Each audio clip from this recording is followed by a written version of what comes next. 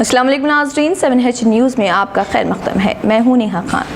तेलंगाना जेसी सदर प्रोफेसर कोदंडाराम ने आज संगारेड्डी में मीडिया से खिताब करते हुए हुकूमत से मुतालबा किया है कि निम्स के नाम पर ज़मीनों पर कब्जा ना किया जाए। पेश है ये रिपोर्ट।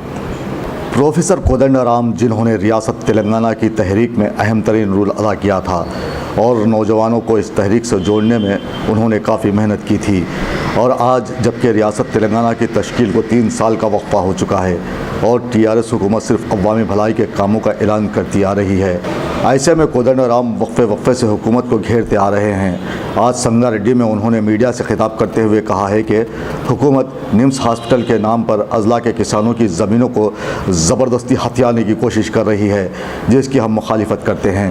हुकूमत अगर तरक्याती काम करती है तो हम उसकी मुदाफ़ियत करेंगे, लेकिन किसानों पर दबाव डालकर उनकी ज़मीनों को हथियाने की कोशिश की जाएगी तो बर्दाश्त नहीं किया जाएगा।